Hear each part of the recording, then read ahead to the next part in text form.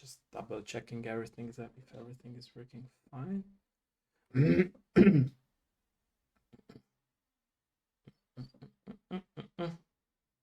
Take your time, no rush. Thank you. I always like double check everything at the No, very no, I totally beginning because like understand. OBS can like mess up my settings, with like double check updates. Yeah. So No, no, I and totally also like understand. Twitch is like loves to mess up the audio settings of the original OBS settings. So it's like always trying to adjust things. Okay, but it seems.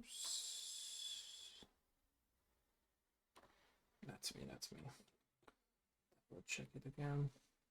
Seems that everything is working fine. I will just check if there is no lag or anything. We'll check it again. Please say something. Everything is working fine. I will Something. just check if there is no lag or anything. We'll check it Did that again. come through loud and clear? Please say. Yeah. It did. Yeah. Cool. Thank you.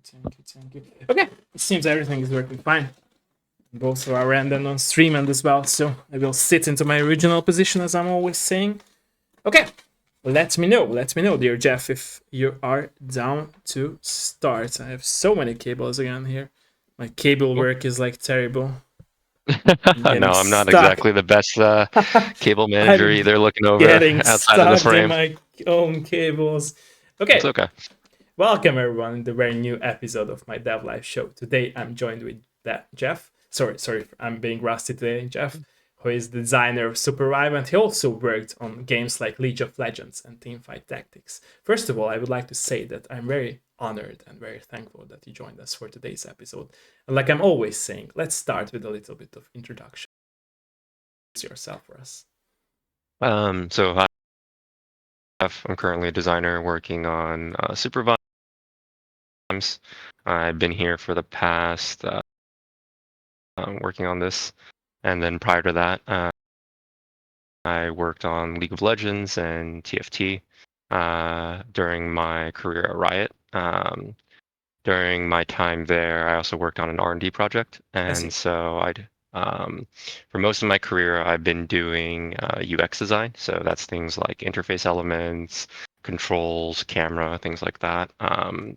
So on League, I worked on things like the item shop and the death recap.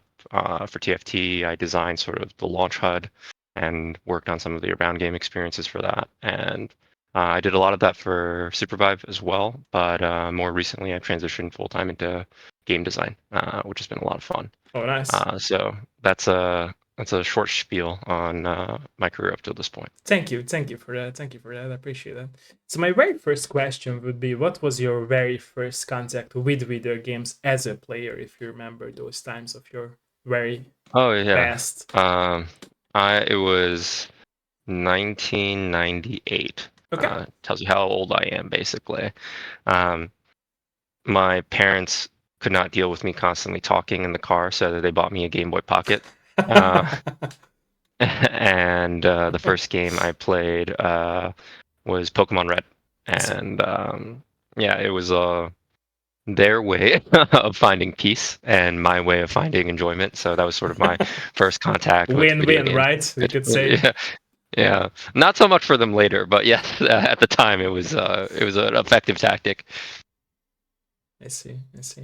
From that point of your life, when you loved playing video games as a kid, what was the first light bulb moment in your life when you realized that, okay, I love playing video games, but I would also love to work on video games? What was that moment in your life, and when did it happen? I mean, it's a pretty common story. I played a lot of games as a kid. I see. But I think the first standout moment for me wanting to make games or work on games probably was not that far off from when my parents gave me the Game Boy Pocket. I see. Um, so a little bit of background. I have a little sister. She's 2 years younger than me. And at the time, when we were living in the States, my parents didn't really believe in babysitters. I don't know what it's like in Europe or things like that, but in Asian cultures especially, the concept of babysitting doesn't really exist. I see. And so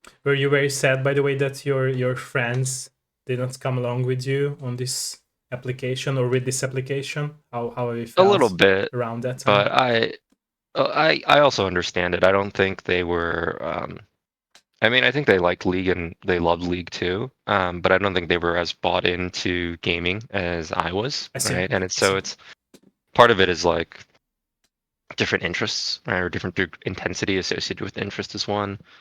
But I think, yeah, I think the thing that makes me more, I think sad is the wrong word, and so would regret, but like more wistful about it. It's like, hey, I I see. wish I could have done more of this. Is I see. like, I I see. I still see. think there is this like idea or thesis in the world that I'd like to pursue at some point in the future, which is like, how does gaming actually bring people together? Um, how do you foster those relationships? How do you reinforce I those can relate relationships to over that. time? Yeah. Yeah. Yeah. Um, I think it's a hard problem. And I think when I was 20 and 21, I was like pretty naive about how I would go about solving it.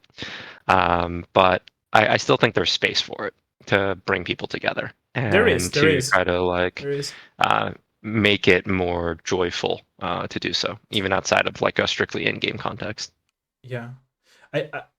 I should add or have this additional thoughts to your thoughts, which I totally agree with. Is that from my experience being a Twitch streamer for 11 years, that I make Twitch community meetings IRL. So we Hmm. go for Hmm. meetings with my friends from Hmm. Twitch Yeah. to different places because, like I said, I totally related to what you have just said. Not just being friends in games, but also bring those friends IRL and have Hmm. like a second family for everyone, right? So they can Yeah. rely on Yeah. each other. Absolutely. And I always uh, was into this idea as well. And I felt like when I started this, I was naive in a sense that I couldn't handle toxicity. So I was always trying to like believe that others can change, right? And not trying to Hmm. be very bossy about if somebody is behaving bad, but try to, Hmm. give them a second chance. But then I realized that you have to really be on a level of like giving everyone their own time and talk with everyone, and that really helps. Which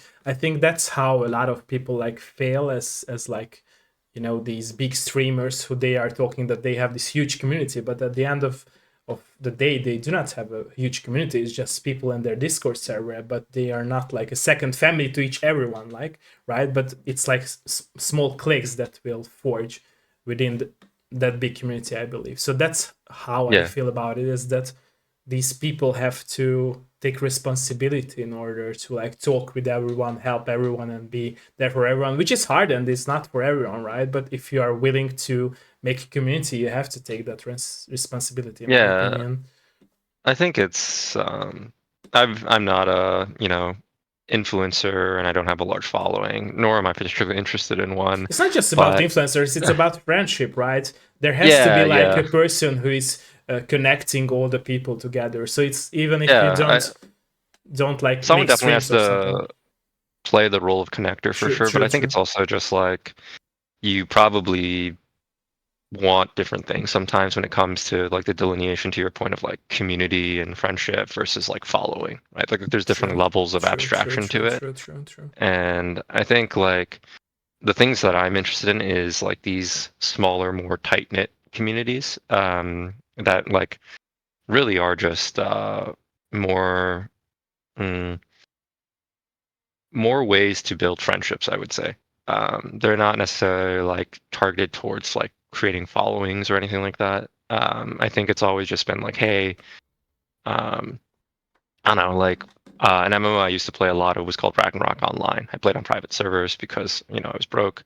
But um, I would spend like hundreds of hours with this guy named Sammy. I learned his life story. He learned mine. Right? We did all sorts of like stuff together in game. We sold stuff, crafted stuff, killed bosses, and like part of me is sad that like I'm not in his life and he's not in my life anymore because we don't play that game together anymore. Right? And part of that's natural as you grow older. It's like, hey, True, different true, people's true, lives diverge. But true.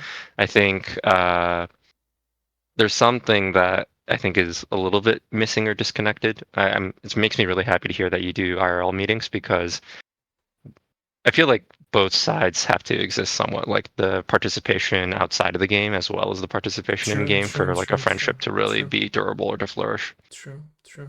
I did that before I started streaming, by the way. I remember Mm. myself, my first experience with online multiplayer games was Uncharted 2, it's multiplayer. A lot Okay. of people do not know that it's the multiplayer, but it had, and it was innovative because it was a TPS multiplayer and had so many innovative and new elements to the multiplayer field or scene. And I remember myself meeting so many people from other countries and my country too, and I made friendships. And I remember myself like being this kid that got bullied in school but wanted like real friends who are gamers. And I got Mhm. this friendship with a lot of Hungarian people, and I started to realize that, hey, okay, I need to organize meetings. And I did, and I still have here. If you see it, I'm not sure if you Yeah. see it here, there is an Uncharted 2 postcard, which Oh, is that's like awesome, 10 man. years ago or 15 years ago, and it was like signed by most of my Uncharted friends on That's the last amazing. meeting. Yeah, yeah, yeah. So That's amazing. so yeah, yeah, I was always into this because I felt like it's not just we are playing games, but we are friends. And I think Hmm. that there has to be people who are like down on the road of being open-minded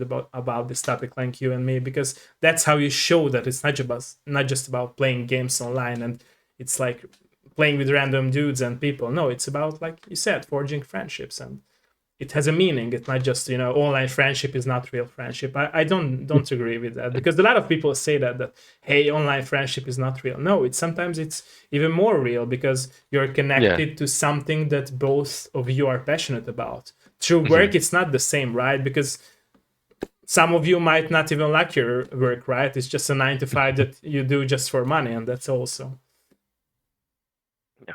yeah.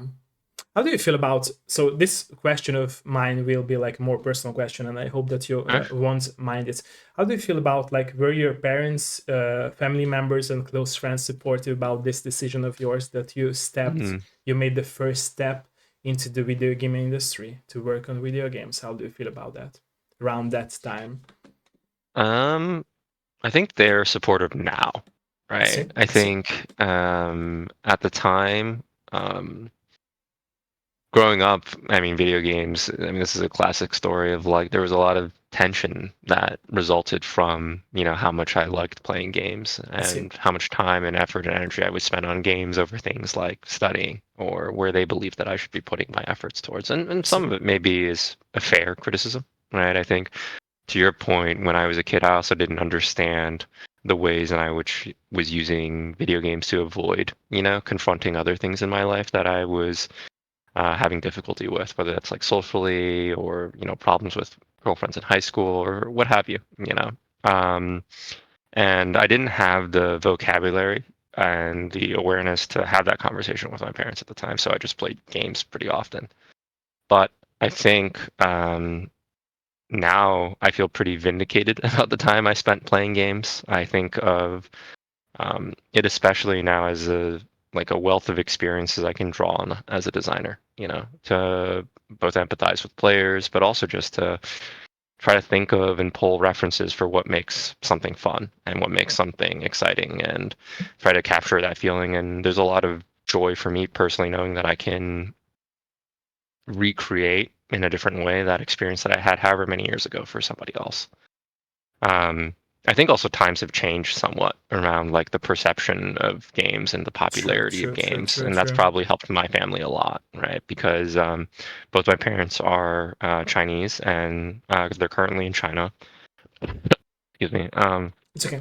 And games are really, really popular there. Um, as much so, if not more so, than I would say the West and like Europe or the States. I see. And so I think part of what's helped for them is like, hey, compared to when I started, like the group of trailblazers that worked on video games when we were kids, when they started making games, for older consoles or older PC games, I feel like that was like a much smaller, much nicher crowd in some ways, right? Like you had to really choose to do that because it wasn't well known. It wasn't obvious like what the path was to get to True, there, true, true, true. compared to today, there's like full blown, university internship programs for large gaming studios.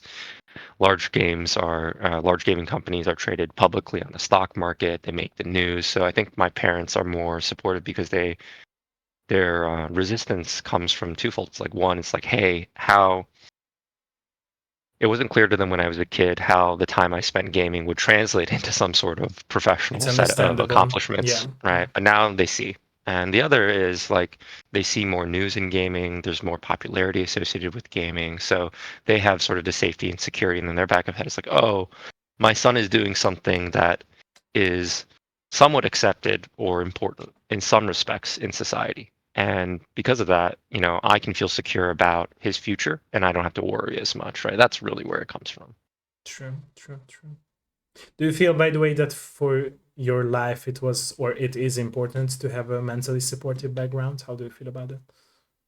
Um, I think I'm a little mixed on that. I would love that. I see, I see, I um, see, I see. but I think Sorry.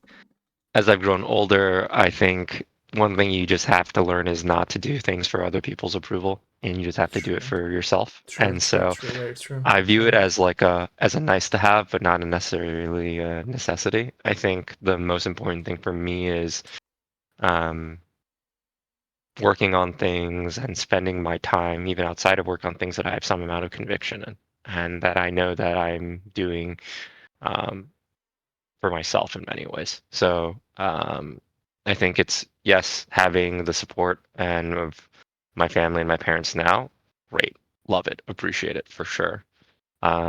But I don't view it as like a strict necessity. I see, I see. Throughout the process of working on video games, what was your favorite part or parts of the process itself? That's a hard one. I have a lot of favorites. You can name more. I'm down to hear um, all of those favorite parts. I think there's a couple different layers to it, but one is just like um, video games are just a group project. It's I mean there are uh, rare solo developers, who just do something from beginning to end all themselves. Every sound effect, every animation, every HUD element, every system they modeled in Excel or whatever. They've done it themselves and implemented it, and I have a lot of respect for that. But for the most part, at least in my career, video games and the process of video games is actually just like a deeply social one.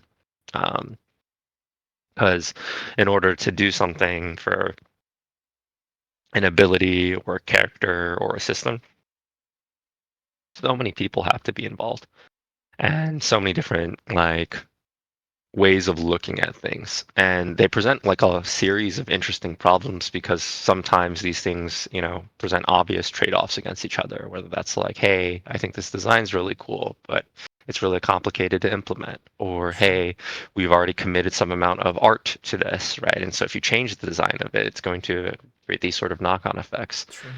um, but the the feeling of like a group project that you guys all work on together and come together on and like almost improvise collectively to get over the finish line.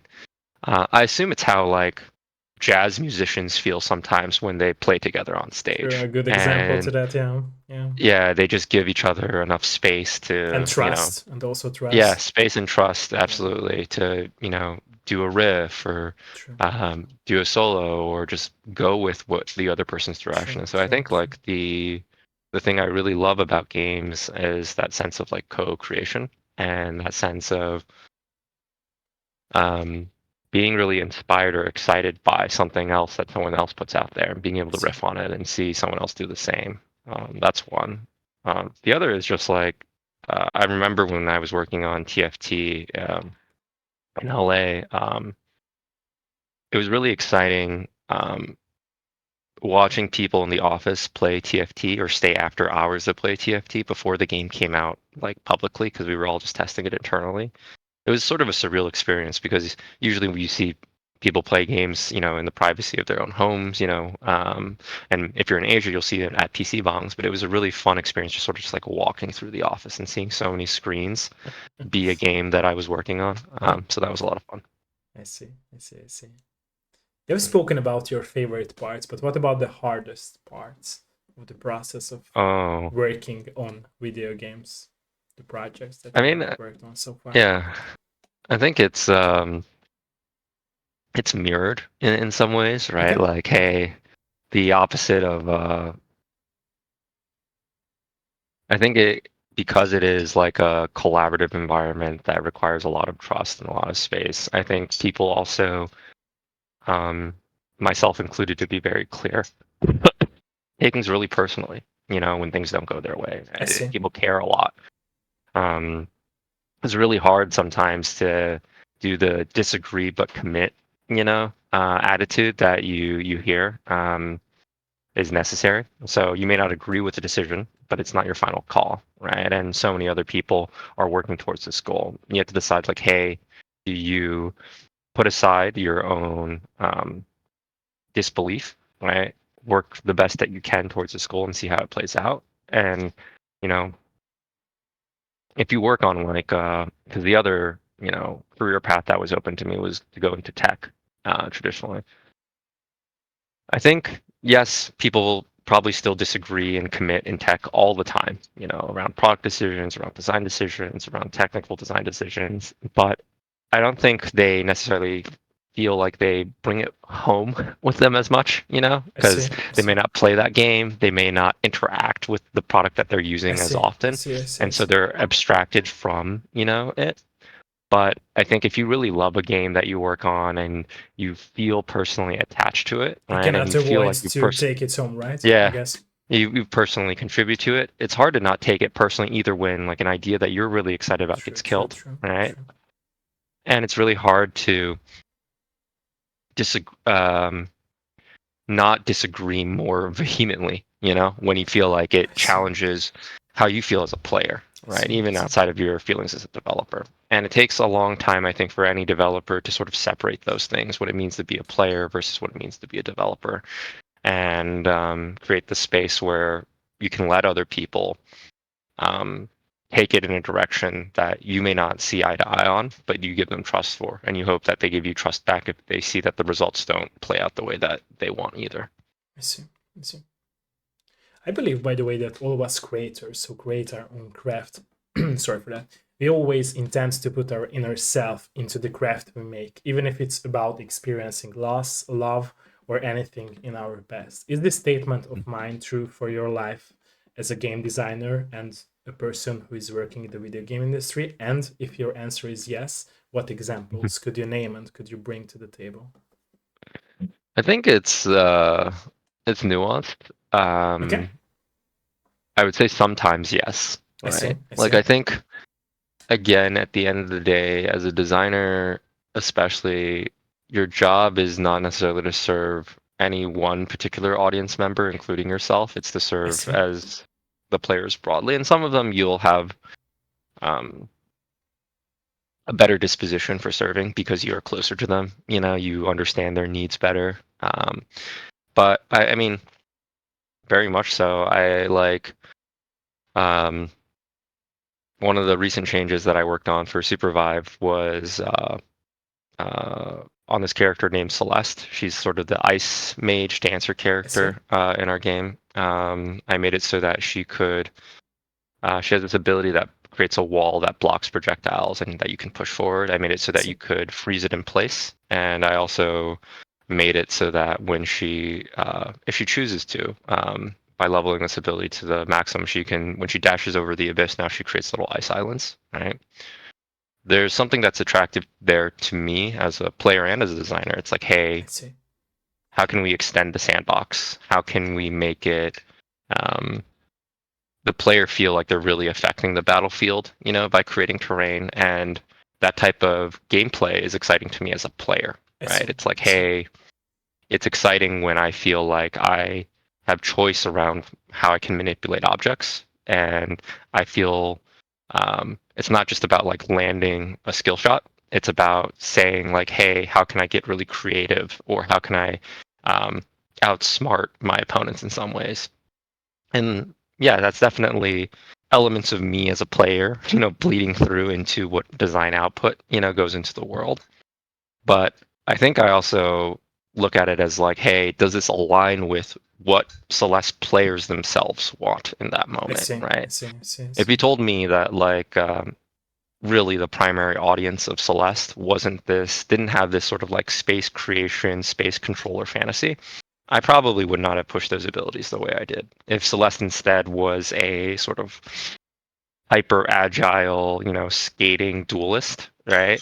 Whose primary like way of like expressing fun, like the joy that the players primarily got out of Celeste was, dodging skill shots by a hair's breadth and then landing a perfect shot at the last second, then I probably would have taken the abilities in a different I direction. see. And so I think when I can, I will take, and when it makes sense, I will take the things about the way that I like to play, the way that I see the world, and I will put them in games in the ways that are appropriate. But I think there's also a certain level of respect and restraint, I think, that as a developer that I try to hold on to, which is like, hey, what do players actually want here? What do the players that um, are already interacting with this form of art, what are they already getting out of it? And how much of that do I still want to continue to honor? I see. I see.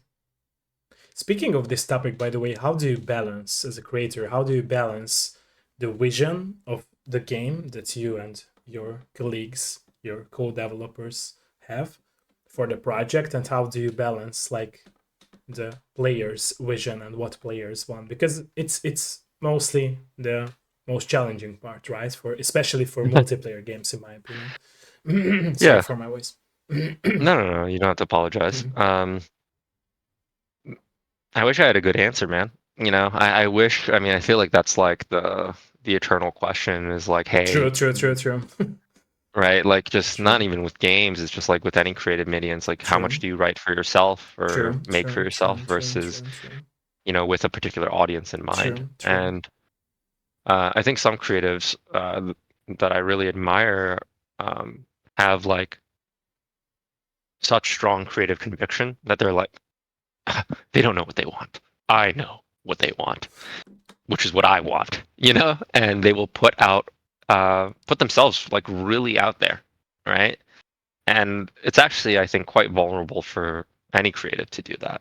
It's like, say, like, hey, have that much confidence in their work, but also just be like, hey, I'm going to put myself super far out there, you know, and either the world is going to accept it or reject it or somewhere in between, and I'm going to deal with that. I'm okay with that, whatever the consequences may be. I think for me personally, right, I can't speak for all the other developers or even the Yeah, it's developers at understandable. Theorycraft. Yeah, Yeah. Um, I think it is like for me today, it's still like calibrating. I have ideas that I'm really excited about that I I will see. always try, you know. Some of them don't make it all the way out to players, right? But I like to say kind of yes to myself for like the little child designer in me. It's like, oh, what if this character did this, And assuming it's something I can do with only a little bit of help or mostly by myself, I will almost always do it. I I will see. almost always at least try, I right? see. Because I think I think relatively stubborn person, let alone designer. But you have I to be think if it's you're passionate about the project, right? So it's maybe, it's it's yeah, I think it's connected. fair. It's Yeah, it's a balance, right? true, Conviction versus stubborn versus strong-headed. true, true, true. But for me, I think it's important for me to try to experiment because like the joy for me comes from the process of learning. Of like, hey, I have this idea. Does this work at all?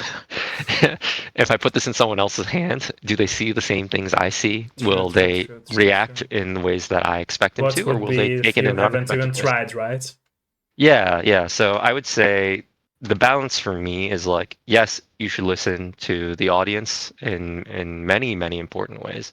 But oftentimes, um, the thing that I used to get caught up on as a designer is I would stop myself from trying because, the headwinds or whatever. And what I've learned over time is like, no, I'm just gonna try, and I'll pull back if I need to, but I'm always going to try.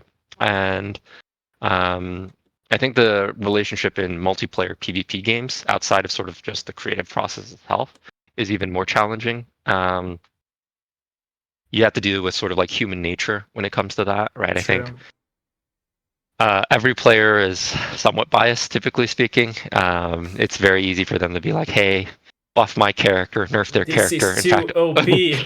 yeah, in fact, only buff my character and never buff any other characters, right? Yeah, it's typical. And Yeah. you have to be honest with yourself, about like what's necessary versus what's not. True. True. True. And True. at a certain point as a player for PvP settings, you have to start reasoning about the game outside of your own lived experiences.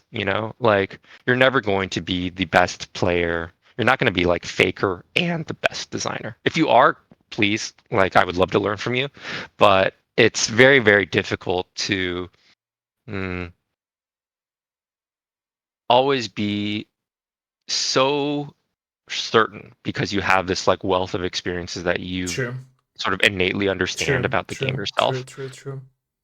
that you basically ignore what players are saying because they have all these experiences that you haven't had yet. And True. so you have to leave the door open somewhat. Generally speaking, with at least multiplayer PvP games, I would say you should listen pretty closely to the pain the players are expressing. I So see. like, hey, I feel like when I'm here, I don't have any options, or I feel powerless in this scenario, or I don't know what to do. I don't feel like there's counterplay against this character, right? I would say as a general rule, you should read their solutions, but you should think about them very loosely. You shouldn't hold on to them and anchor to them. Every once in a while, you'll find a nugget. It's like, hey, no, that I think actually really elegantly solves the problem. But I think it's sort of like the analogy I always draw is like the relationship a chef might have with a food critic. I think the food critic can tell you, hey, this was too salty, or the presentation was off, or that like there were too many components. But I do not think a food critic is always well equipped to tell you like, hey, without knowing like what went into the dish, like what the technique was, what the food was, what the intent was, which components you should actually remove to take out the salt. Is it the True. salt? True. Is it the soy True. sauce? Very Was it true. the brine on Very the meat? true. Very Right. true. Yeah. And Yeah. so, or is it like, hey, you could balance also the level of salt by adding sugar Yeah. actually instead, right? Like you're not going to get the perfect solution to how to adjust the dish, Yeah. from the critic itself, but you do have to hear the criticism to understand and calibrate what direction you believe And it to should think go. about it, what should go into the dish, like you mentioned with Yeah. your example. Yeah. Yeah.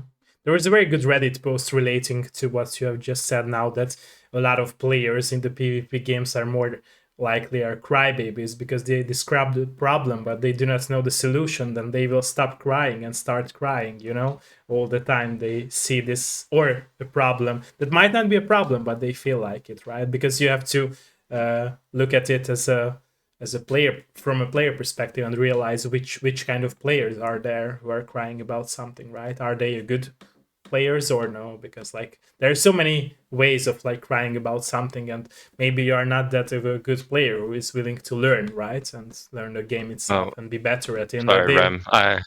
Sorry to interrupt. I have someone at the door. I'll be Yeah, right it's back. okay, So it's okay, it's sorry. okay. No For a worries, no second. worries, no worries.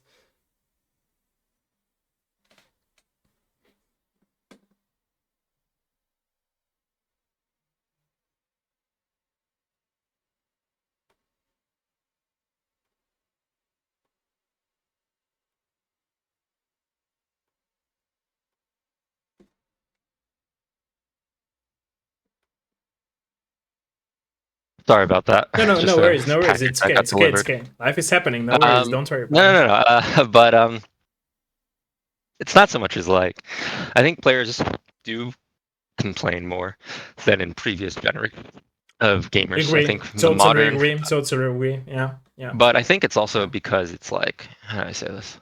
Again, passion, I would say. Sorry for interrupting you. I remember No, no, myself you're playing fine. Uncharted 2, and I remember myself, even if we had to play against cheaters. I remember this is the best example to what you have just said, and totally agree Sure. with that.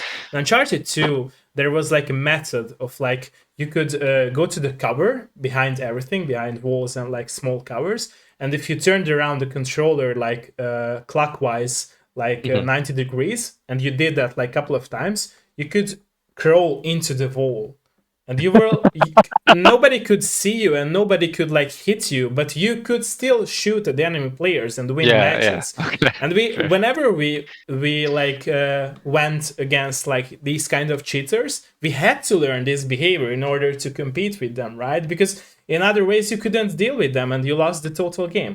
And it's funny Mhm. because nowadays people, a lot of players who are not passionate about a certain game, they do not have this mentality that this, I would say, this competitive mentality and this sports oriented mentality that, hey, I have to win. I'm playing this for win, not just for fun, you know. And I feel like you mentioned, nowadays the industry from the players scene as well, it's growing to this huge amount of players, you know, who play all kinds of games, and they play free to play games. And I feel like a lot of them are like, I always call them like, I know it's a harsh to call them, but they're more like trend gamers, and they are not passionate about the projects they play, right?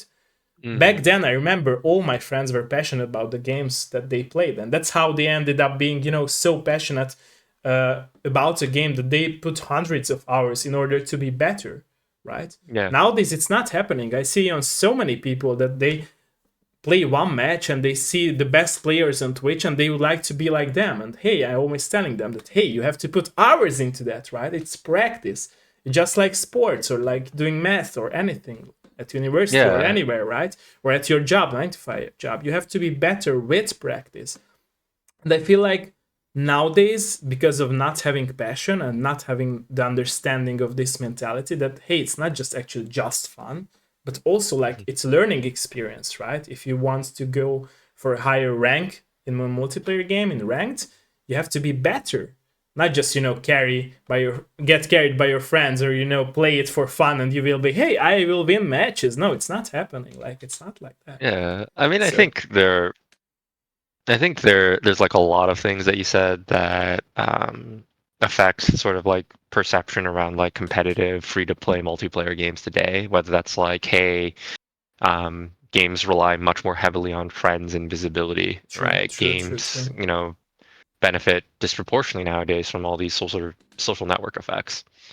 And also, I think like people are just gaming earlier and earlier in their lives. I True. didn't play like a competitive multiplayer game until like high school, and that was Same, playing like same, yeah. StarCraft online on Same, Battle.net same, and yeah. playing like Dota, but like you have middle schoolers, fifth graders playing like Marvel Rivals now, True, and I'm like, dude, I have like no expectations on like self-awareness or some sort of emotional vocabulary of a fifth grader, and so I think when they complain, I'm like, yeah, it's a kid complaining. You should just take it like that sometimes. true. But I think the other half of it is that gamers today, I think there is a disconnect between like developers and players oftentimes because Yes. developers sort of just as a natural process of either growing older or having spent their time. I think that I still play a lot of games, but I certainly play a lot less in terms of raw hours compared to when I was even in college. True. Like I remember being able to no life League of Legends till 4 a.m. in the morning, wake up, go to class, do it all over again. But it's I absolutely cannot do that anymore. And um, what players will encounter is this like wide swath of experiences that a developer just won't in like a one-to-one comparison setting, and it can always feel challenging when it's like some foreign, faceless, nameless person is changing the thing that you like love and interact with so True. much on a daily True. basis, True. and they're doing it True. from a position where you feel like they don't understand you, True. they don't see what you're working on, or True. they don't see like what the challenges you present, like, and whether that's like the rock example that you're describing, right? And that might be fair, right? Like the Uncharted developers at that point in time might have already been like, hey, we already got our marching orders, we're working on Uncharted 3. All of you know, all of you network engineers, all of you anti-cheat engineers, we just need you to be True. making progress on this because the studio depends on it. True. In that world, it's really hard to make a trade-off. It's like, hey, do I go back and fix this exploit, this bug, essentially, where you can crawl into non-interactive positions, or do I, honor the thing that we're supposed to do, right? Which is like, hey, make this next title. And so there are constraints that players don't see, but I think oftentimes it's like the player sort of like pain and frustration comes from the fact that like they really love this thing, they really enjoy this thing, and they want it to be better for them. They don't always know how to make it better, but they know that they assume or they know that the person making those changes that is currently affecting their gameplay either doesn't see them, doesn't understand them, True. doesn't care about them or their gameplay experience. And as a developer, especially when you work with millions of players at scale, or if that's your ambition, it can be really hard to communicate in a way that has that trust, right? Like just like there's trust between, I think, developers in a group project, right? There has to exist some level of trust between developers and players as well.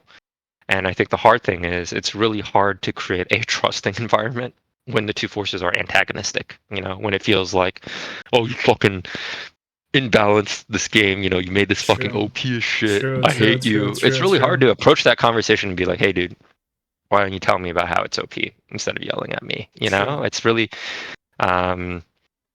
you have to either mature as a developer, grow thicker skin, and do it anyways.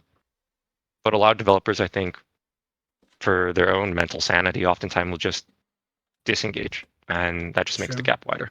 True. I will also add to this topic that when I started this Dev Live show of mine, it was the same goal that you mentioned, is to have forming that connection between the players and the developers. And I feel like to add to this topic is that it's not just from the player's perspective they are pushing this hateful speech about games, but it's also the media who's pushing a lot of lies, especially video game journalists and like streamers and YouTubers. I was working for a lot of Hungarian video game journalist companies, and I always tell these examples of mine that they hired me for my writing style because they loved it, but they never fucked with my vision. So they never loved it. I'm actually trying to be very objective about video games, and I'm trying to show what's good, what's bad, but never trying to promote that, hey, don't buy this game because that sucks. That's not what a video game journalist should do. But nowadays they do it for the hype, right? You have so many articles about. I always also name this example from my own experience and my own life of me writing the article about the game Gollum. It was rated like one of the worst games of all time. The Lord of the Rings Gollum game. It got like 2 out of 10 score everywhere. And I remember myself playing it and enjoying it and loving it. It had like 30 plus hours of great story content. Of course, the gameplay was clunky, but like the story itself was totally resonating with like the Lord of the Rings universe. And as a Lord of the Rings fan and reading books and watching the movies, I could tell that the developers really did the research in order to craft a perfectly cohesive story within the Lord of the Rings universe. And nobody mentioned it. Like if you read about the reviews, nobody's mentioning it. I did, and I gave it a 7 out of 10. And the bosses of mine at that company around that time when I published my article tuned down my score, downscaled it to 2 out of 10. Wow. And if you read the article, it's a positive article about saying that, hey, Gollum has a very good story, and I'm talking a lot about that. And if you look at the score, it's 2 out of 10, so it's not cohesive with each other, right? Yeah. And if somebody do not know my story, they will think, hey, this journalist is stupid, although I'm not, right? And that's what I'm trying to like aim for with my dev live shows, like you said, to form that connection between developers and players, because I feel like it's not just the players are being disconnected from the developer side because they do not see behind the curtain and do not understand how developers are so passionate about the projects. I always say this: none of the developers would like to ship a bad game, right? So developers always want to ship a very good game, and players do not see it. And media nowadays is pushing players towards of hate, right? They want players to hate because it's clickbait, right? It's what's selling. And streamers do that as well. And I always say this, that I don't feel it's fair from streamers and from journalists' side to say that, hey, don't buy this game. Because you're deciding for the sheep-minded people. Sorry to say this, but it's true. What should they do? You shouldn't do that. Like, that's not your job. A journalist shouldn't Yeah. do that. I remember myself reading Playzone when I was a kid. It was a Hungarian magazine. It didn't have score. Like there was no scores, and it was an objective-based criticism. You could read about the game. You gained information. And I always say this as well, that I feel like journalism at its core was always like similar when like we had to analyze poems at high school. We never said that, hey, this poem sucks, it's a 2 out of 10, or hey, Mona Lisa is a 1 out of 10 or a 9 out of 10. You would be kicked out from the museum to say that, right? It's stupid. But we consider video games as art, but we still like say that, hey, this sucks, that developer should die. Like, what the hell, what's happening with people, right? It's crazy to me. And as a I mean, person who loves playing video games, I take it too much to my heart because I see all the hate. Like Naughty Dog just announced a new IP, and all the people hated it. Like, why a woman character in the game? Like, why? It's stupid. It's stupid for me. Like, why hating a game? You never even saw the game, right?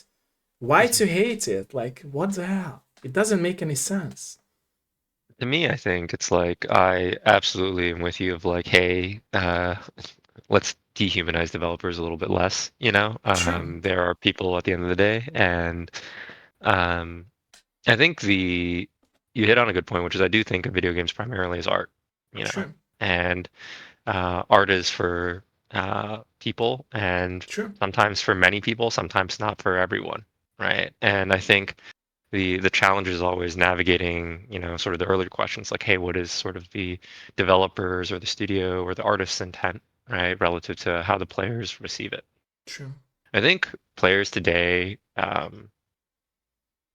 they're looking for like the ability to participate or to control that art on some level. And I think one of the challenges that you run into, especially if you are successful, is that um, because so many people, you know, resonate with your art, right? But all these people are different in their own ways. Any change you make is always going to upset somebody true, somehow. true, true, And true, at some point, as a developer and as a creative or as an artist, you have to just make your peace with that. Because, like I said, like I'll listen, but I'm still gonna try, you know, and I'm gonna try the things that make sense for me. Because at the end of the day, I'm making this art in my mind, I guess, for both of us, you know. And there's some proportion of which I think I will make more for me, and some proportion of which I will leave to the world because that part still matters to me, right? The true, fun that you experience, the experience that you have as a true, player, those are parts of my art that I care about too.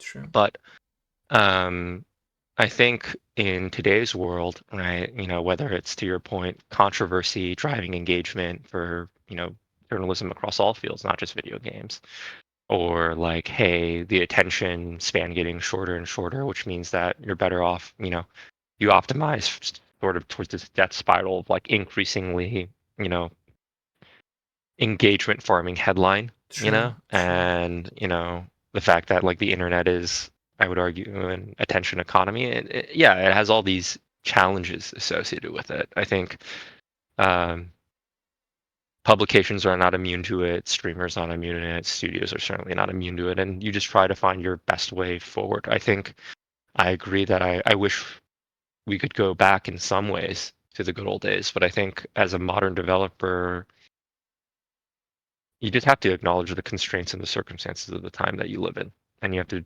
try your best to work in them. I'm a pretty firm believer in that.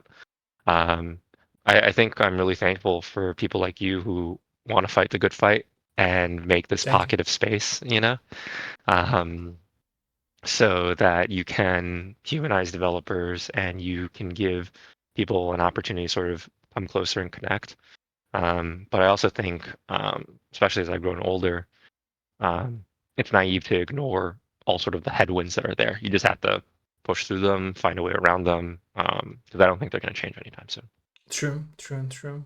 The sad part or the saddest part about this is that I've heard so many examples when like developers were so like depressed because of these hateful and threatening messages either on Steam reviews or via emails or via Twitter posts from the player side or the journalist side or the streamer side or the YouTuber side, that they stopped working on video games, or they had to go to the hospital because they were so sick, mentally sick.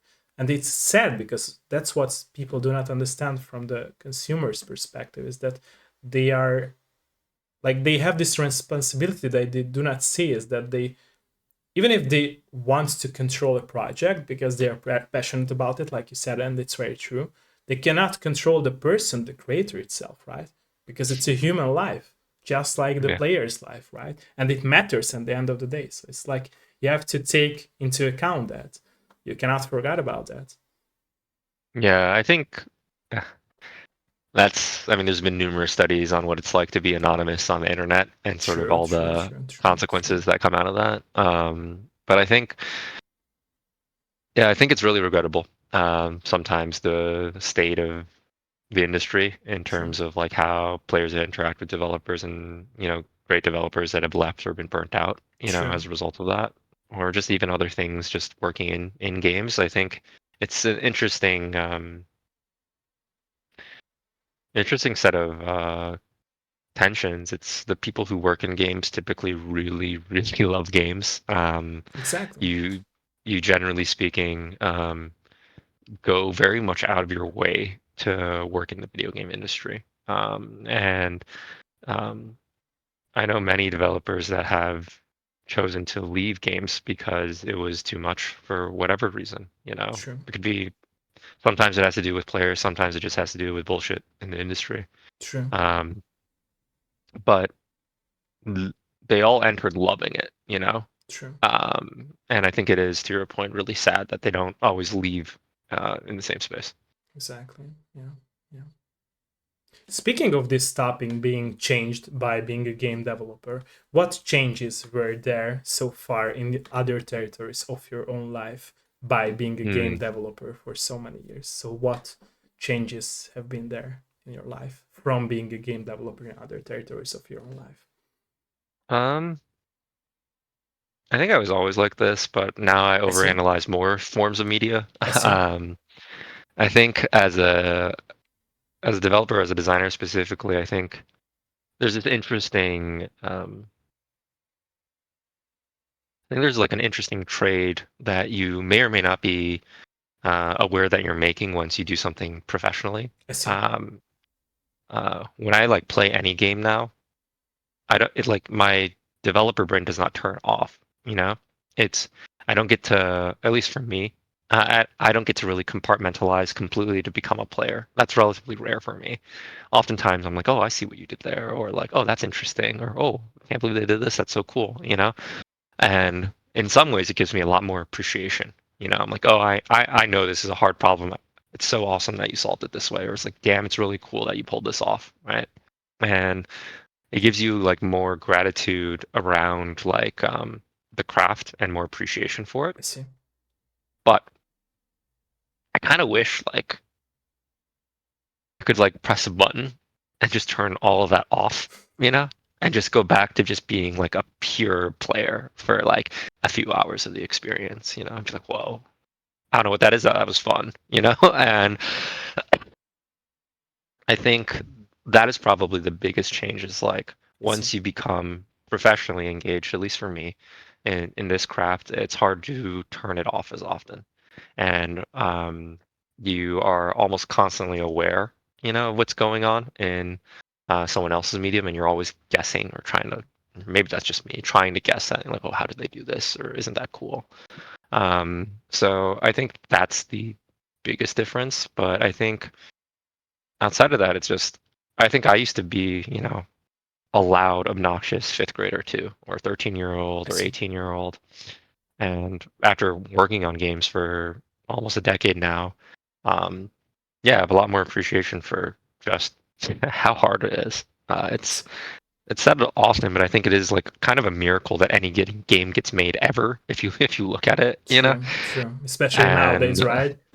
yeah, yeah, and you have a lot more just like I said, like gratitude around the fact that the medium exists and that there are people making it and that there are people paying it. And um, so often it's just like even for Supervive, right? It's like I'm thankful for all the players that we've had, and I'm grateful that anyone cares, and that they get to have fun doing it, and I get to watch them have fun doing it, and I get to play with them. It's just rare, and I think the longer you work in games, you realize the rarer that is, because the like super successful games, they're just so few of them against the like landscape of any game that's ever been made. True, true, true, true, very true, very true. Okay. An interesting topic to talk about is how your company, how the developers and you deal with the cheaters in Superlife. We talked about that as well, right? And I think it's also an interesting topic to talk about. I think cheaters are interesting. I mean, I think part of it is that, like, generally speaking, when dealing with anti-cheat, your best practice is to be kind of hush hush about it, I see, I see. because you don't want them to know exactly how we're detecting or following up and things like True, that. true, true.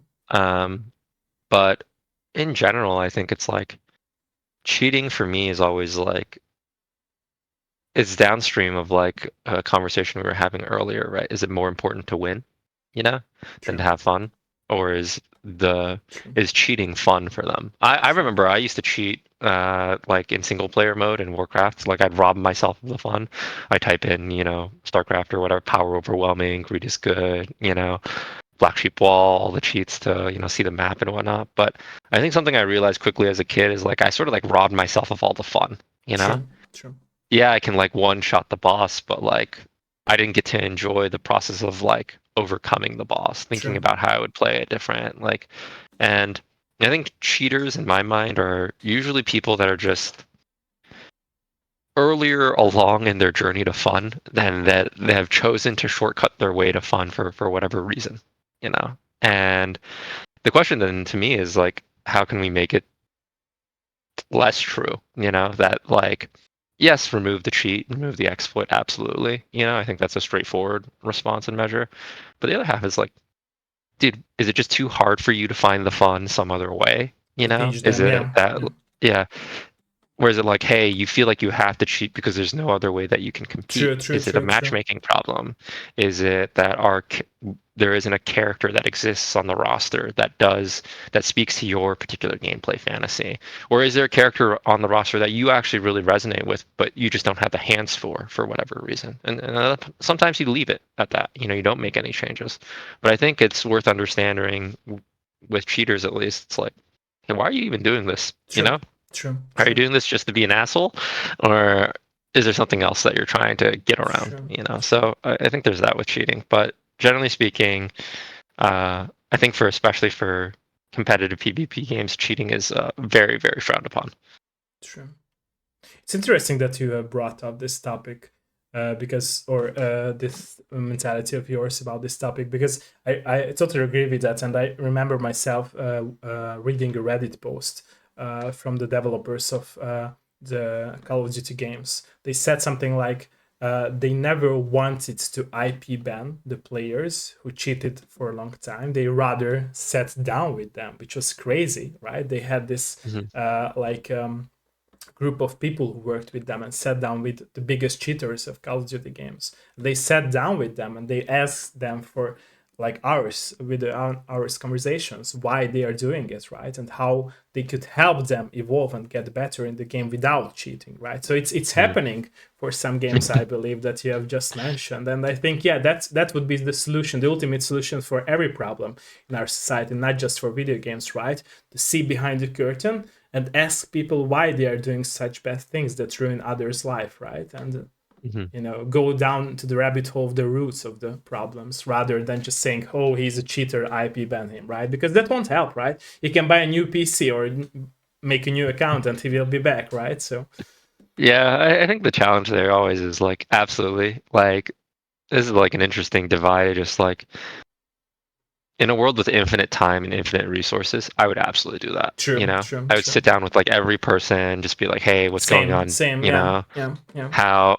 what's going, what True, can we do? true, What's like, true. can we like walk through how we got to this point? But I think the nature of it is like with making games, especially making games under, today's constraints, everything's a trade-off. True. Um, I think there's also a certain level of trust I give to players to be like, hey, don't be a dick. There's like sort of like an unspoken social contract.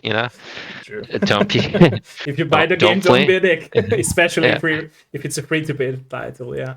yeah. I get that. Like you're anonymous. You have your own stuff going on, but like, True. look, the game exists in a social space with other people, and if there were three other people in like I don't know, like the metro or the bus with you, and you guys were all playing the same board game together, I find it unlikely that you would behave the same way that you do Very online. true. Yeah. Very true. Very true. Very true. And yeah, I mean, just like check yourself. I mean, don't get me wrong. When I was younger, I was angrier too, especially with competitive PvP games. I would talk shit. I would do all this sort of stuff. But I think as I grew older, I was like, why am I doing this?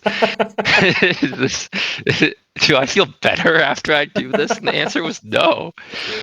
And so I think that's in some ways like a lesson I hope people learn, but again, no guarantees when that happens. True. True. Very true. Very true. By the way, going back to the past of your life, what was the causing effect behind the fact that you left Riot Games and started working on Supervive? If you don't mind me asking this, of course, if you are allowed to speak about that. Oh, of course. I think for me, it was a really tough call to leave Riot. I actually really loved my time there. I see. It honestly, I think it came down to the idea of would I regret not working on Supervive?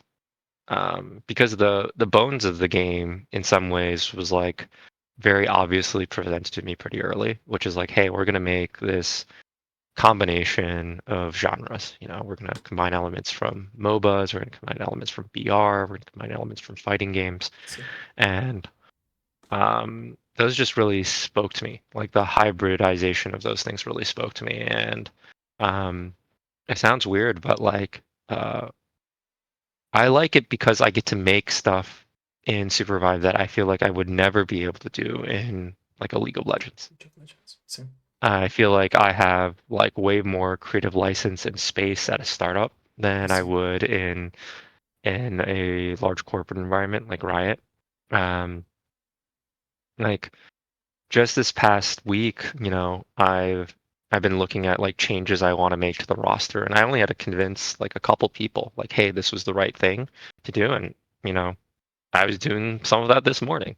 Whether or not players will enjoy it, we will see. But I think the work that I'm doing now, the work I have been doing, right, is very difficult to replicate in a large studio. I see. And it is a combination of like the amount of creative freedom I have and also the nature of the game that I'm working on. I felt like I was like made like a lot of my experiences both as a gamer and as a developer prepared me to work on this game specifically. I have like 10,000 hours each in Dota and League of Legends, Nice. and I have, a couple thousand hours in like shooters as well. So it helps, but I feel like I have all these memories, of every game I've ever played in some ways. And I don't remember all of them as clearly, but like I know what it's like to hit like the perfect Echo Slam on Earthshaker. I know what it's like to hit like the perfect swap on Vengeful Spirit. I know what it's like to watch like old Dota 1 montages where Preachers of the Moon is shooting an arrow from downtown to snipe someone who's trying to collect the rune at mid. There's all these patterns and these things about these games that like I that like live in me, and live in like memories of my friends. True. And I can relate to that, I yeah. I I was just I am still so excited to be able to give some of that for in this game.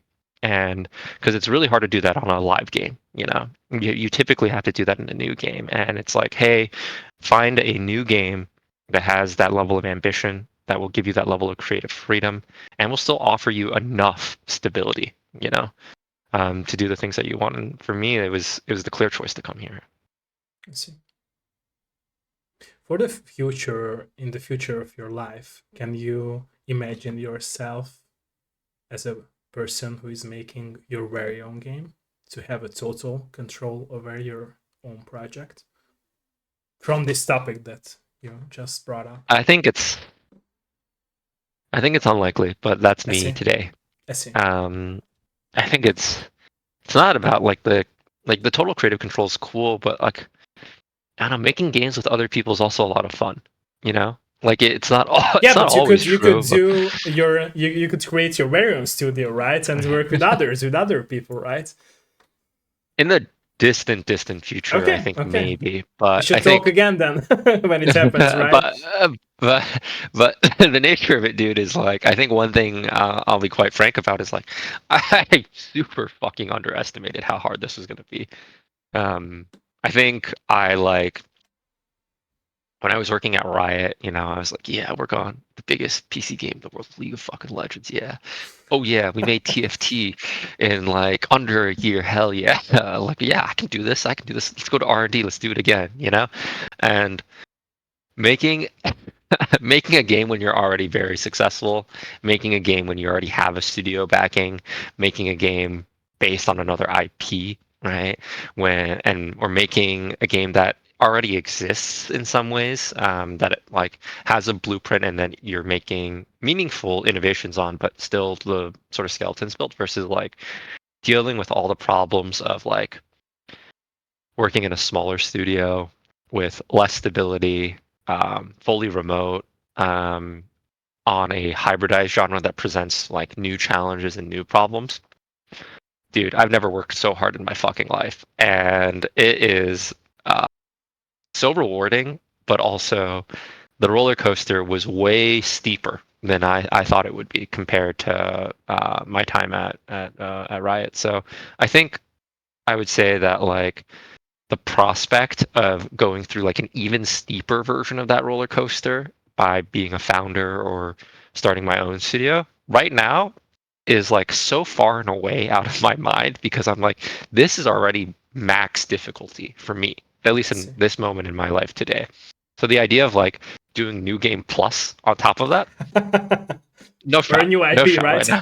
We could Yeah, say. no shot right now. Yeah. I see, I see, I see, I see. I have to ask, by the way, what kind of or what type of cards are there behind you? Are they Yu-Gi-Oh or Pokemon cards? They are Yu-Gi-Oh! I have Oh, Pokemon as Yu-Gi-Oh. well. Oh, nice. Okay, Yeah, in Pokemon, but nice, I can take one out if you like. But yeah, I mean it's nice, nice, nice. I like collecting graded cards because Love that, love I that, love used that. to I used to collect Yu-Gi-Oh as a kid, Same, and as an same, same. adult I still I've have my collection, by the way, of Yu-Gi-Oh cards. oh nice, yeah, I picked it back up again. But yeah, Nice. like I remember when I was in high school, I sold my entire Yu-Gi-Oh collection to pay for dates with my girlfriend at the time, and I've always regretted it. Oh, do you still And date? so Do you still have that girlfriend or no? no, hell no. But So it's a total regret then, right? yeah, well, it was sweet, but at the end of the day, now as an adult, it's a fun hobby of mine. Yeah, I see, I see, I see, I see. We touch here, by the way, a lot of topics. Before I will go into some more questions, are you down to answer some questions from my yeah, community as well, if there are? yeah. Feel Thank you, free. thank you, thank you, thank you. Ladies and gentlemen, by the way, let us know if there is any question. Thank you, Mini, for the rate. Thank you, thank you, thank you. Thank you, appreciate it. Hölgyek, urak, bármilyen kérdés? Any questions? Any questions? Any questions? Bármilyen kérdés, hölgyek, urak? By the way, before people would ask some questions, and I will ask some questions from my bag as well, is there anything that you would like to talk about that we haven't touched as a topic? Nothing immediately jumps to mind. Okay. I think so. To my understanding, you've been doing this for a little while now, over 100 episodes, right? Yes, yes, that is correct. Yeah. How's it been for you, man? Like, I think it's not easy to keep anything up consistently, as consistently you have anything over 100 episodes does represent like a lot of dedication, Yeah, to it. I'm Um, still that naive kid who loves playing video games, and like I said, it really means a lot to me to speak with all developers, because I think not just indie, not just AAA, but every developers matters for me, because I love playing with all video games. I always mm, joke about this, and my friends were telling me this joke that I'm still that dying out dinosaur who loves playing with all video games, and I'm trying to get more and more information about video games.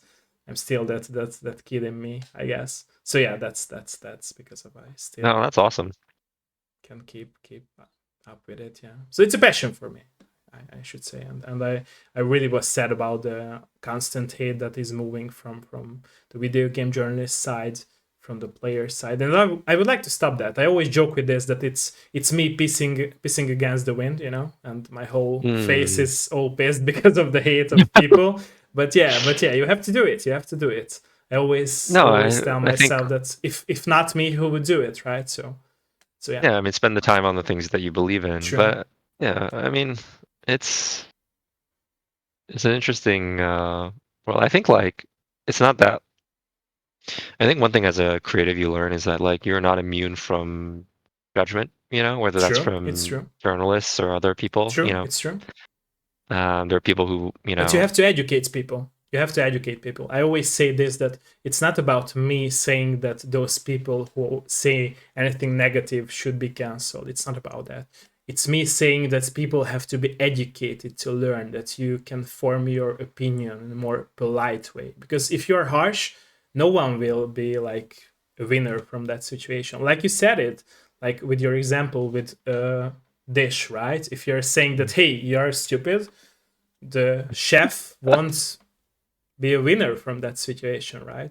Because Yeah. they do not know what's the problem and how could they solve it, right? So it's always easy to critique others if you are not in their shoes. But if you would happen to be in their shoes, and that's also my goal with this show of mine, Mm. and you would understand what problems they face from day to day, not just in their game developer life, but also in their everyday life, even if it's about health or family issues or anything, Mm. right? So that's what people should understand, and that's why I brought up the example of the analyzing of a poem, right? We never I the whole idea of me being a journalist came from this idea. I loved analyzing poems, and I loved Mhm. that we really went down the rabbit hole of understanding the creator. I even remember myself like arguing with my literature teacher in the Hungarian class, that she told us that you as a reader of the poems, you will be never able to like understand the exact message and the exact feeling of the poem. And I raised my hand and I said it's not true, because I believe that there will be like 1% of the people who will read the poem, and they will exactly understand and see and feel the not just the message, but also like the passion and the feeling Mhm. what the creator had back then. Because it's Yeah. true that you can say that, hey, it's a love poem, and I'm feeling sad because my girlfriend left me, so I feel like it's a it's a sad poem. But there will be, of course, people who will say that, hey, it's a happy poem, love poem, because they are enjoying their life with their partner. But there will be some people who will understand that, hey, this creator made this poem just because Mm. of this reason, because they felt like that. And I believe in that emotions are really something that are used to connect people together, and you can Yeah. resonate throughout emotions. It's just very hard, and you have to learn and teach that to people, right? Mm. So yeah, Yeah, I think the beauty of poems or any song or something is you just listen to it and you can feel less alone because true, you know that someone else has felt that way true, before. very I think true, it's to a certain degree true in games. very It's true, like exactly. just a way to relate. But yeah. Exactly. There was even a example of Final Fantasy VII. I remember like reading this article about that the creator of Final Fantasy VII had this scene of the train got blow up, and Mhm. I'm not sure who died on that train, but I remember that he resonated this scene with his early memory one of his parents passing away. Oh, Yeah, wow. so it's like there's so many examples of a creator having himself or herself or themselves in the project, Yeah, right? And it matters at the end of the day. Even if you do not understand it, you might understand it if you had the same experience in your past. So yeah, yeah. yeah, yeah, yeah, yeah. Any questions, by the way, ladies and gentlemen? I know it's late evening on my end, but don't just be a lurker out there. Speak up. Feel free to speak up. Bármilyen kérdés, hölgyek, urak? Bármilyen kérdés? Bármilyen kérdés? Let's talk about, by the way, while we are waiting for questions, about the Mhm. future Super Y. What players can expect for the game? Woo. Of course, without Um, spoilers. I mean, I think the long and short of it is we're still working hard at the game. I see. You know, I see. I was, like I mentioned, I was working on changes literally before we hopped on this call.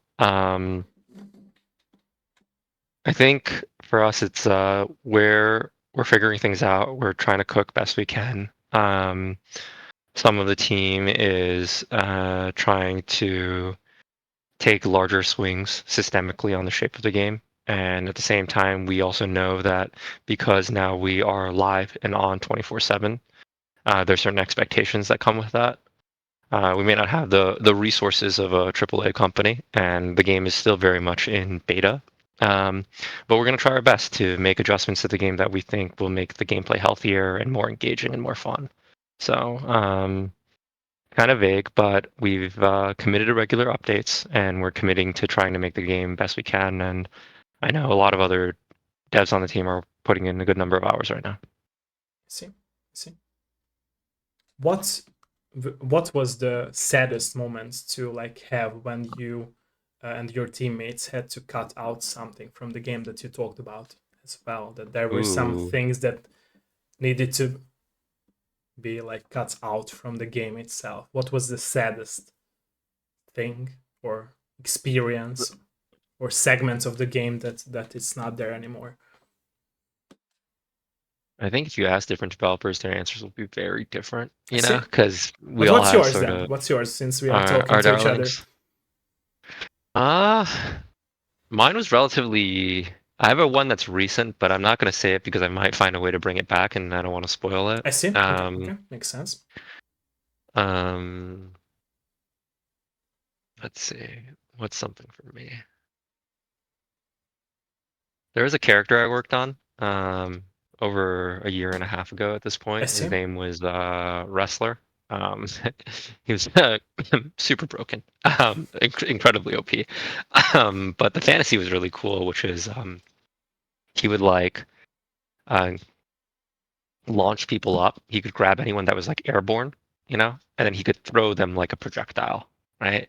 So he would launch an enemy and then throw him into another enemy, and then they would both get stunned if they got hit.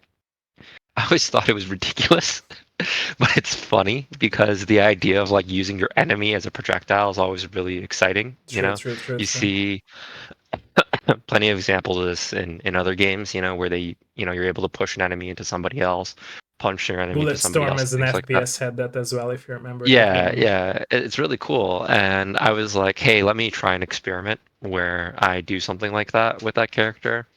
And it was also funny because I gave him a spell that allowed him to create trees and then pick up the tree and then throw it like a projectile as well. And Oh, that. there are design reasons for why a character with that shape maybe should exist in some flavor of the game. But again, I think um, it's it's just funny to me that I was able to do that. I'm grateful for the opportunity to have I even see. had tried it out, and maybe some version of him will exist somewhere at some point in the future. Um, but I really like the idea of using like objects created in the world and objects and enemy players as projectiles in a sort of action-based skill shot game is just really exciting to me as a player and as a designer. And um, I don't know if I could make it balanced. I think that's kind of cursed in a different way. It's like the condition either has to be really strict for you to be able to throw somebody else at someone else. That was probably the biggest problem with that kit's design. But I regret not having more time to explore it. I see. I regret not having uh, more resources to see that more towards its end. I had a couple players message me about how excited they were, maybe because he was just super fucking broken. But I think it would have been fun to keep exploring that space for a little while. I see. I see. Yeah. So let's talk about, by the way, the esports side and the tournament side of Supervive. When players can accept or expect like official tournaments, if there is going to be like an official tournament scene of the game, or it's spoiler Mhm. time and you cannot talk about it. Um, I can't speak for the company too much here. I'm actually sort of out of the loop I when it see. comes to like esports and things like that. I see. I see. I can only give you my personal opinion, which does not reflect necessarily the Okay. company's, right? I think we are excited about the prospect of it, right? Like I think compared to other PvP games that, at open beta, we've already built like a spectator client, I see. for you I to see. be able to even engage in sort of like more grassroots esports or even just run your own custom lobbies where somebody can spectate the things that are going on. So I think we've laid groundwork for people to explore that avenue. I think in general, especially if we look at like the trend associated with esports and the business viability of esports today, it is a tough, tough problem. It is extremely cash intensive, to have True. like a functioning continuous esports league. True. It is um, a big logistical investment even to coordinate on top of that. So I think it is unlikely that we invest like an insane amount, I see. I to see. esports right now. I I think see. our core focus still is on making the game more broadly as good and as fun as possible. And I think what we hope for is that esports sort of shakes out as a natural consequence of giving I enough see. support I see. while having a really great game. I think that's mostly the path to success there. I see. I see. Okay. Are you guys planning, by the way, to release your game to other platforms as well, or it will stay just for the PC players? I think we're exploring it, I see. but no promises either way. I think right now, for what we're looking at in the near-term future, we're focused on PC and making sure that that experience is good. Because I mean, right now, uh, the game is struggling.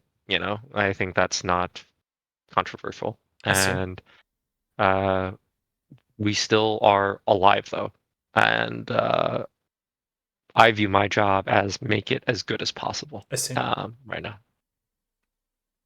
As a designer, by the way, in which ways would you like to challenge yourself in the future? Because you talked about that you always love to challenge yourself in creative Oh, ways, right? So what would be something that you would like to evolve as a designer, as a creator mastermind? How would you like to? I don't know about mastermind, but You have pretty good I, ideas, and I believe in you, so that's why I'm asking it. I believe in you, man.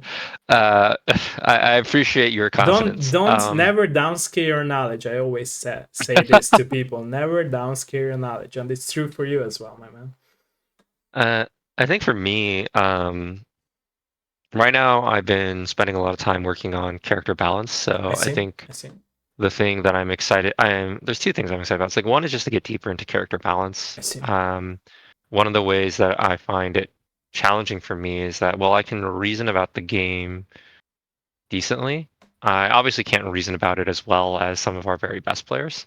And it's not also practical for me to be able to reason about every character as well as the best player on that character would reason about that player I or see. reason about that character. And so it's like being able to make good design decisions in the absence of that sort of like lived played experience, which I've still do rely on a good bit, I think is an interesting design challenge for me. I I see. think outside of that, I think it's for character design more broadly, just the process of doing it, is challenging. I think it is exciting too, the idea of like making a new character or making new abilities for a character. But um, I'm still trying to grow in many ways as a designer. When should I stick to my guns? When should I push something further versus, oh no, this is probably the wrong direction. I see. Let's take a step back and and think about alternatives. I see. That stuff I'm still learning. I don't think anyone really ever stops learning, but I would True. say It's that very like true. Yeah. challenge wise, I don't think I'm great at yet. I'm like okay at sometimes I see. for right now. So I think, yeah, those are the two. Being able to design for experiences that I haven't personally lived, and then also just um, picking up more creative skills, taking like an individual character in an action game from 0 to 1. I see. I see.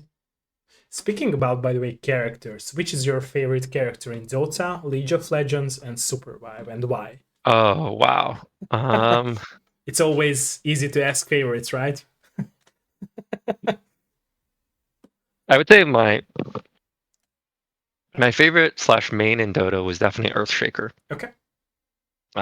Easily by far, numero uno. And I think for me, it's like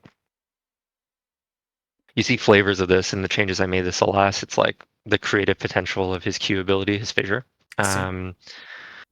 I mean, it used to be on F if you're in a real old head before they standardized key bindings to QWER. But I really like that, like you can use it so creatively. You I could use see. it to like stall minion waves. You could use it to steal an entrance. You could use it to split a fight. There are just like a lot of opportunities to use it well and to be creative with how you use it. And on top of that, like you could always go the damage enchant totem build with like Lothar's Edge and stuff like that too. And that was always really fun. Um, for for League, it's actually harder. I have more favorites in some respects. The character I played the most was probably either Lee Sin or Riven. They're like very mechanically intensive champions, but again, it's sort of like I draw a lot of joy personally from pressing buttons very quickly, very precisely. That's not the joy that everyone draws necessarily, but I really like playing very mobile, very uh, expressive champions in that I regard see. I that see. have a lot of agency around picking where and where they go in a fight, which direction they engage from, and the sort of tension or excitement of saying like, hey, if I just press all these buttons in this exact moment right before he presses his buttons or right before she presses her buttons, then I get to pull this really cool thing off. And so I think for Lee Sin, it's like, oh, dodging a skill shot via, ward hopping or canceling, an animation via the ward hop queue. There's like a lot of situations that like I enjoyed mastering that sort of mechanical skill check on I that see. I character, see. I and see. then being able to creatively apply it in game. And so I would say like for League, it's probably like Lee or Riven are probably my top champions. And then for Supervive, it's actually super hard. I think if I had to pick favorites, it'd probably still be Shrike and Shiv. I see. Weirdly enough, they're primarily damage dealers, but uh, I really like the feeling that you get on Shrike when specifically you the technique you can do where you press LMB first to start warming up your shot, and then you hit Shift to propel yourself forward. I see. Then you flick the shot where midair where you want it to go, right? And the feeling of like landing that perfect shot, threading that needle, with the movement is just really fun. I was maybe the first one to do it because I was a developer, not because I'm better. And and for that reason, it's very near and dear to We could me. say that you invented it, right? Yeah, but um, players would have found it. To be very clear, I think they would have found it in a heartbeat. Um, but like that, it's hard to describe, but it is that sort of like everything lines up and it's just so satisfying to me personally. I see. Um, Shiv is similar, but in a different regard. It's like a group of people are pressuring you or chasing you from all these different directions. And the only way you're getting out of this is if you land every shot and you dash in the right directions.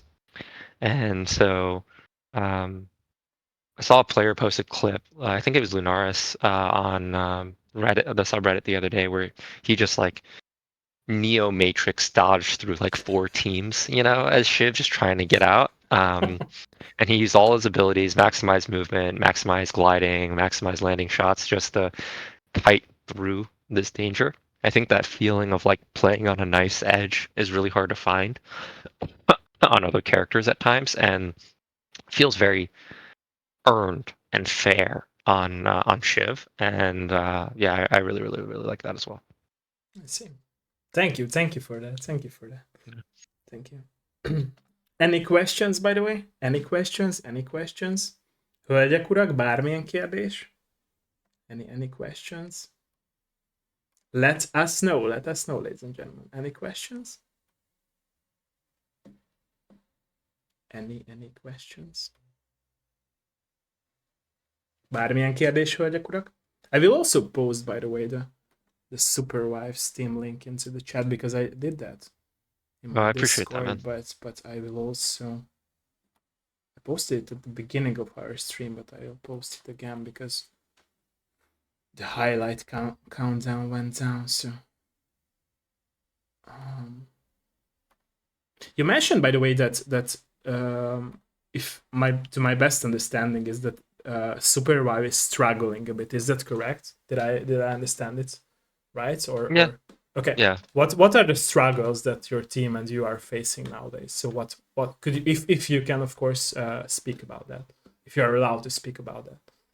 Yeah, I mean, I think it's true that we've lost a lot of players from launch, I see. right? And I think there's a lot of reasons for it. You could say, Marvel Rivals outcompeting us. It could be the game just didn't perform as well as we'd expect when we launched. I think part of it is like I still very much believe in the game and believe in the bones of the game. I think right now what we're doing is essentially just major surgery on the game. We're trying pretty significant changes, and I can't speak to all of them. Some of them have made it in game already. Some of them are still in the works. I see. But I think the struggle is because we are this hybridized genre mashup. I see. There isn't like, I think, a clear blueprint for what to do.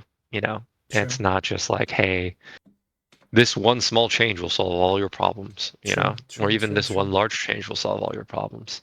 I think we're making bets and educated guesses and investments based on those, right? Like, hey, this is what it means to succeed, and this is what we think would make the game more fun, easier for solar players, or more enjoyable for social players. And how would we tune the rank system? How do you want to tune character balance? What should new characters look like? What's missing from the gameplay sandbox right now, right? A lot of these questions are incredibly open-ended and they're incredibly challenging. But it also is what makes it fun to work on. And so I think the struggle really is like, hey, there are no promises, there are no guarantees, there are no like surefire solutions on, hey, this is absolutely the best thing you can do to change the game immediately. And we're trying to figure it out in that unknown. And the struggle comes from facing that unknown when the stakes are, hey, this is a game and a job that I really, really love. And will it work? Will it survive? Will it be something that will thrive throughout the years? I think the verdict's still out. But I know I'm super fucking proud of it. I know I'm super proud to be working on it. I'm proud of what we've made even up until this point, even though it is struggling in some respects. And I'm proud to be working with the people that I'm working with. So even though the game isn't doing as well as we'd hoped, I'm happy to be working on it even when it's struggling, man. I respect that. I totally respect that. Yeah.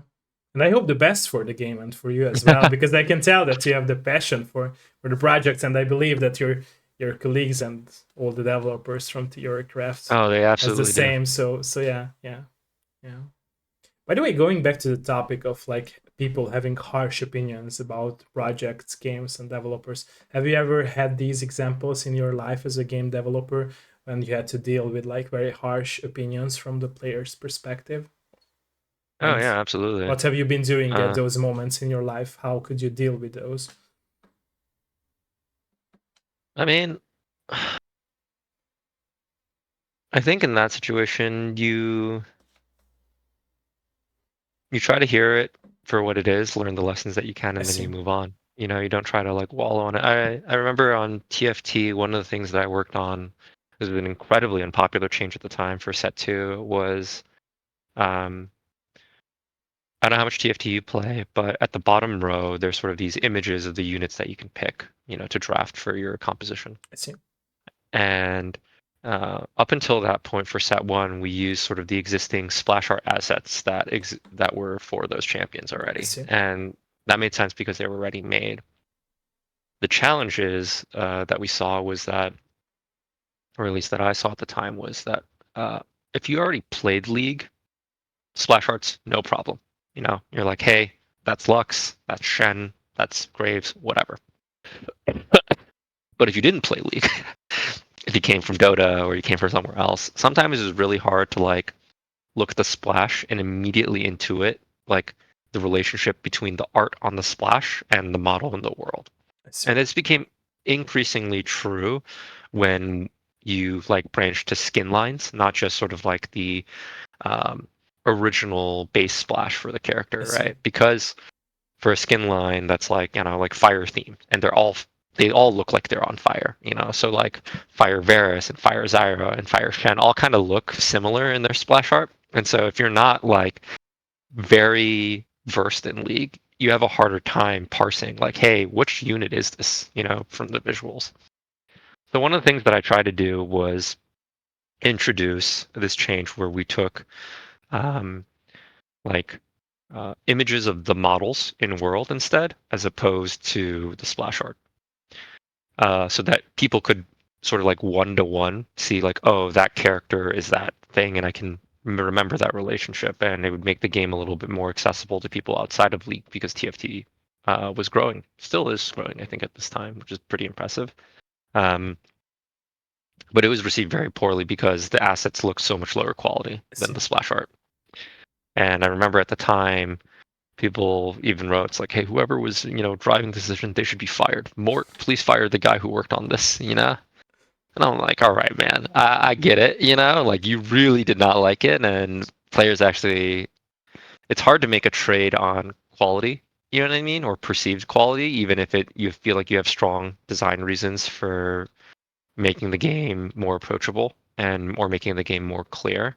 I think the player experience really, really matters in that way. And I think if I were to do it all over again, like I said, I would probably still try to do this, but I would probably try to do this in a way where I probably negotiated more proactively for more resources to do higher quality versions of the assets than what we put out, because I I see. think there was also that delta. It's like, hey, the screen captures or the images of the hero models were just look so bad next to the splash art. So the question is like, hey, how could I bring the quality level of that up?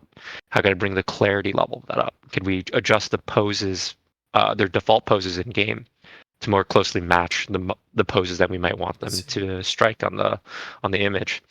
And so it was a good lesson to learn. It's like, hey, quality, perceived quality matters and matters a lot, Sure. right? If you're going to make a big change, it was right to try to do it early, but it means that you probably have to be comfortable negotiating for more resources than you might want at the start. And if you can't get those resources, call your shot and just don't do it. If you know that change is going to require that kind of resourcing. I see. From all of those experiences in your bag now as a game developer, what would be, by the way, your advice for those people who would like to make the first step in order to work on video games, or if they are already working on video games, how would you help them with your advice in order to keep moving and not give up in this industry, especially Hmm. nowadays? Sounds, I think it's different depending on where you are, but I think Okay, the advice I've lived and that I'll give as well is like just make something for yourself. I see. That's like there are different reasons for why people give up. It's like, hey, I feel like I don't have the skills I necessary. see. Hey, I no longer find joy in making it. Whatever the reason for wanting to leave, and it might be a perfectly valid, okay reason, you know? Um, but in my experience, the thing that keeps me here is the joy of making games and the joy of doing it and sort of the fun and excitement that I get from making something that I think uh, I would personally enjoy even, you know. And this is true for any creative thing. This is advice I given to previous people, even for just UX design. It's like, hey, you don't have to have like a grand, lofty ambition. You know, you don't have to design an app or a website that like saves the world. You can just be like, hey, what's one thing that I wish was different about one thing that I use, right? Like redesign the layout of the menu of your local restaurant that you favorite. You'll True, probably true. find way more joy in that than trying to like re-architect Google's top line navigation or whatever, right? True, true, Like one true. sounds quote unquote more impressive, but like realistically speaking, it's like you'll probably find more energy and ability to continuously focus and iterate on something that is close and personal to you. And so for games, I would say like mod a game that you are really excited about. Like change one rule to a game that you're really excited about. Like have some fun, or rediscover the fun of making games, of making anything, really. Like it's like the joy of cooking, you know? It's like True. if you're gonna make a dish that you think is tasty, right? Yeah, like just throw it together. Don't you can follow a recipe, sure, but like put your own twist on it. Make it yours in the way that like you want. It's like, no, I like it saltier, or I like it spicier, or no, I hate bell peppers, whatever it may be, you know? Like you should make it your own. And I think for anyone that's like trying to break into games or is working on games but feels like they're losing the spark of joy associated with it, spend some time with yourself and make something personal to you, right? And that way, regardless of what the outcome is, at the very least, you can find the value in doing something for yourself. True. Because it gives back to the creator, the person itself, right? So, Yeah, correct. yeah. What's helped you, by the way, to keep this very open-minded and positive mentality and attitude to your whole life and career as well? Because I believe that it's getting more rare that people can keep this mentality and attitude Yeah, to I their mean, life, right? So, what helped you as a person give, to keep this this? sound weird, but like, give yourself time to be fucking sad, man. Like, I'm not happy or upbeat all the time. I'm not positive all the No, time. it's I get understandable. Yeah, frustrated. and I can relate to that. You I, have to appreciate those yeah, sad times as well. And I always say this yeah. that people always like overestimate being happy, right? Because they think that it's only the only thing that they can achieve, right? And you, if you're ever be happy, you have to be happy all the time from that point of your life. It's not happening. Like it's not that. Life is Yeah, I not mean, I don't about think that. you can. I don't think you can like gaslight yourself into being happy. True, true, true. I think, sorry, excuse me, No, no, it's okay. expressing It's okay. gratitude helps a lot. But I think it's two things for me at least. It's like, well, maybe three. Two, one is like give yourself time to grieve or be sad. You know, I like see. acknowledge your own disappointment, your frustration with True. like whatever the circumstances are. Right? It could be the game isn't going the way you want, the job search isn't going the way you want, maybe something happened personally or romantically, whatever it is. Right? Don't do what I did for many years, which is throw myself into work as a mean of avoiding it, or throw yourself into games as a mean of avoiding it. Just fucking feel it, you know, talk about it, and then go touch grass. You know, go work out, go play a game of basketball, whatever the fuck it is. Go to the farmer's market, buy Or just cook something, a make dish, right? something. Like you said. Yeah, cook a dish. Just do something. You know, just do something for yourself. You know, be sad and then do something for yourself, and then take stock. You know. And then just be like, look at the life around you, look at the things that you're excited about, that you're grateful for, that like and just recognize like all those opportunities around you. I have like a fucking wall of Yu-Gi-Oh cards behind me as a grown-ass man. This is I pretty respect cool that. to I me, respect you that. know? Yeah, exactly, And exactly. every time I leave Watch it here me because having like Crash Bandicoot statues here and yeah, controller exactly. holders, right? And I'm 31, Yeah. so yeah. Yeah, and that joy is for you, True, you know? true, true, And true, like true, look at all the friends that you have, look at all the true, memories you have, true, look at all the things that you can do. true, Sometimes I think um, it's as simple as reminding yourself like you have all these options available true. to you Very and you're true, not very true, completely helpless, right? true. So it's like the cycle for me is always just like a just be sad, you know? Like you You can have rot to in bed, experience it. you can rot on your couch, you can be sad on a walk, whatever it is, just like feel the emotion. True, Then true, just like do something. Like say yes to your friend who's asking you to go out, go to the grocery store, go for a walk, go work out, go cook something, right? Whatever it is, do a thing for yourself, clean. It can be small, it can be big. And then just take some time to be like, hey, look at all the things around you. Look at all you've done. And just be like, hey, I've done those things. I have those things. I have all these options. And because I've done all these things in the past, I know that I have some confidence in the things that I want to do next. And then just keep moving on. true, true, very true. Sorry, by the way, I turned my head right. There was a You're totally fine. You're hateful totally fine. comment, and I instantly banned the person. So yeah, yeah, I was like, bam, banned. Okay. It's okay. Nice, nice, nice, nice. We touched here, by the way, a lot of topics, and I really appreciate your honesty about everything, even from your personal life, game developer life, and about the games you worked on. Is there anything that you would like to mention before I will go into the closing question? No, man. I mean, I'm happy to talk to you here. Thank you. It's been a good time, and Thank you. it's fun connecting with someone who is as passionate about games and talking to developers as you are. So. Thank you. Thank you so much. Thank you. Thank you. So my closing question would be, do you feel like you're at the right place at the right time now that you're working on games? Because like you said, you already said that you always want to challenge yourself, but do you feel like with Supervive now you find that place that you are more calm, even with the game struggling, like you mentioned it? Yeah, I mean, there's challenges for sure. It's not all roses, but I think I'm where I want to be. I see. It took a long time to get here, and I'm scared for sure, but I am more excited than I am scared. I see. And um, there are days where I'm more scared than I'm excited. That's also true, but You have on to average, experience it, right? Like you said it before. on average, I am more excited about the prospect of the people I get to work with, the work I get to do, and the players I get to serve than um, I am scared of those things. And so, yeah, I would say where I want to be, and I think that's really rare. And True. yes, circumstances around it could be better. We could be True. like popping off, you know, uh, but that's not life today, you True. know? True. Maybe it'll be life one day. Who knows? Who knows? Pray and hope. But um, You have to be stubborn enough to keep pushing yourself into that spot in your future life, right? So, but yeah, no, and passionate.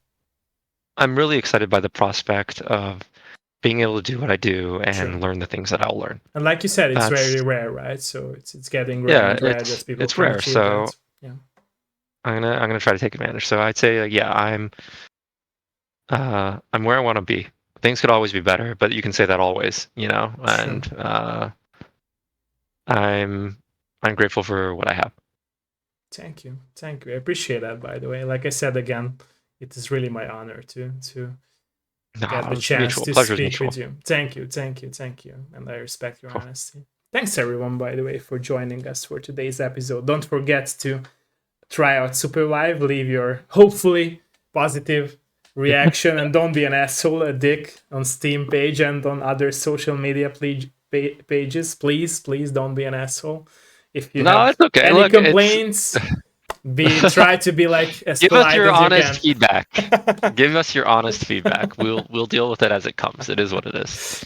True, But true, yeah. true, true. So yeah, thanks everyone who joined us for today's episode. Like I said, Jeff, I will need some more of your minutes of stream, but for those who joined us for today's episode of my Dev Live show, thanks for being here with us. Don't forget to try out Supervive. It's free.